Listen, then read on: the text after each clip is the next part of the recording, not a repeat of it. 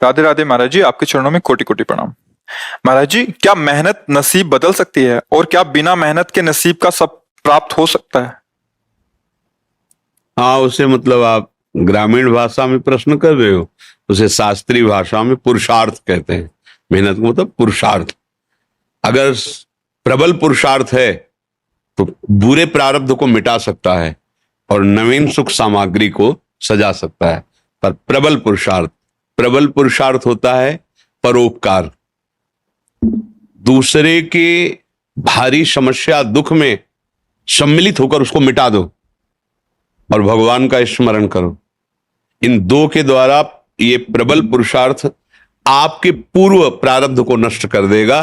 जैसे मेहनत बहुत करते हैं और लाभ बहुत कम प्राप्त होता है, और बहुत कम मेहनत करते हैं बहुत ज्यादा लाभ प्राप्त होता है। ऐसे व्यक्ति देखे जाते हैं कि जिनकी दिनचर्या में मतलब भाग्यवश केवल धन आ रहा है, कोई मेहनत नहीं। और एक आदमी है दिन भर मेहनत करता है, 400-500 रुपया, वो भी पूरे परिवार को ठीक से पूरा भोजन वस्त्र पढ़ाई लिखाई सब नहीं कर पा रहा। एक आदमी है कि बिल्कुल कोई ऐसा कार्यरत नहीं है, पर अर्थ की बाहुल्यता उसके घर में, ये पूर्व का जो पुण्य है वो उसे अर्थ प्राप्त करा रहा है। वर्तमान में वो पुरुषार्थहीनता दिखा रहा है, तो जब तक प्रारब्ध भोग है पुण्य का तब तक चलता रहेगा। अब एक है वर्तमान में बहुत पुरुषार्थ कर रहा, मेहनत कर रहा है, लेकिन पूर्व का पाप उसे आगे नहीं बढ़ने दे रहा। अब पहले पीछे का जो पाप है उसे नष्ट करने वाला पुरुषार्थ बने। वो दो प्रकार से होता है। परहित सरिष धर्म नहीं भाई। दूसरे का किसी का ऐसा हित हो जाए जो असहाय है, असमर्थ है, रोगी है, परेशान स्थिति में, हम उसका सहयोग कर दें बिना किसी स्वार्थ के और प्रभु का नाम जप करें। इन दो के द्वारा हम पुराने कर्मों का परिणाम जो हमें आगे नहीं बढ़ने उनको हम नष्ट कर सकते हैं। तो हुआ तो ये भी प्रयास ही ना, मेहनत ये भी तो हुई ना। नाम जप करते हुए दूसरों के सुख की भावना में अपने कर्तव्य का पालन करते हुए, तो ये पुरुषार्थ आपके पूर्व प्रारब्ध का नाश कर सकता है। भाग्य से ही सब कुछ मिलता है ऐसा नहीं है, भाग्य भी काम करता है। जैसे बहुत पढ़ लिख करके ग्रेजुएट हुए लेकिन प्रारब्ध इतना बुरा है नौकरी नहीं मिल रही, तो बेचारे गांव के कार्य कर रहे हैं या छोटी मोटी दुकान कर ली और ऑफिसर रैंक की पढ़ाई किए हुए है। और एक है कि ऐसे घर में जन्मे हैं कि जमींदारी पहले से ही है, और वो न पढ़ने में रुचि न किसी क्रिया में रुचि, लेकिन वो बहुत सांसारिक सुखों को भोग रहे हैं। यहां प्रारब्ध देखा जाता है। लेकिन एक है कि बहुत गरीब घर में जन्मा, बहुत मुश्किल से उसके माता पिता ने पढ़ा पाया, पर उसने जी जान से मेहनत की, इतना पुरुषार्थ किया कि वो गांव में सबसे बड़ा आदमी बन गया। ये भी देखा जाता है। जो अपने पुरुषार्थ को प्रबल कर दे तो प्रारब्ध को मिटाया जा सकता है। अगर पुरुषार्थ हल्का हुआ तो प्रारब्ध जोर कर देगा और आगे नहीं बढ़ पाएगा। सबसे जोर का पुरुषार्थ है परहित करना और भगवत स्मरण करना। ये मतलब शास्त्र की एकदम सार बात बता रहे हैं। जिसको संसार में सबसे जल्दी उन्नति प्राप्त करनी हो, ये दो बात पकड़ ले। भगवान से मनावे कि कभी किसी की सेवा का अवसर हमें दीजिए।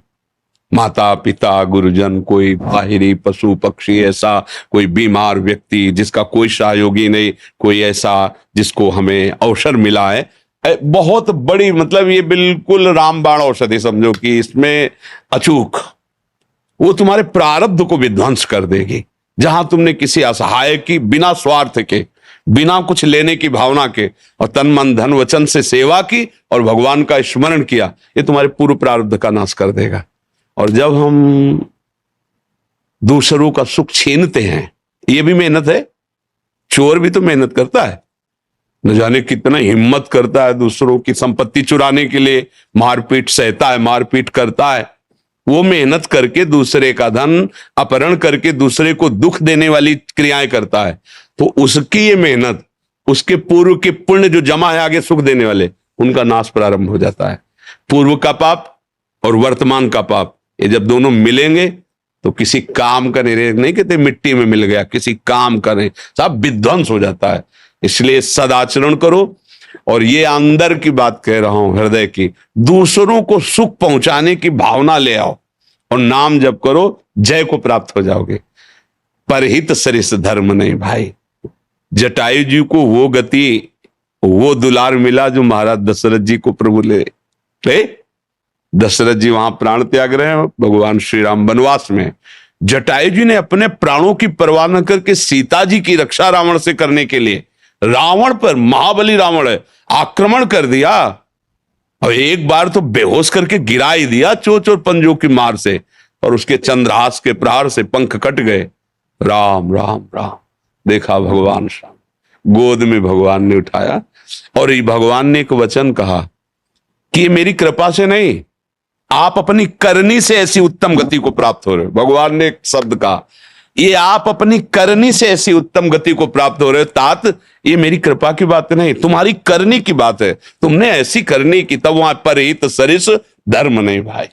अगर प्राण भी चले जाएं दूसरे के हित में तो भगवान को प्राप्त होता है। बहुत बड़ी बात है। हम ऐसा पुरुषार्थ करें कि अपने प्रारब्ध का नाश कर दें।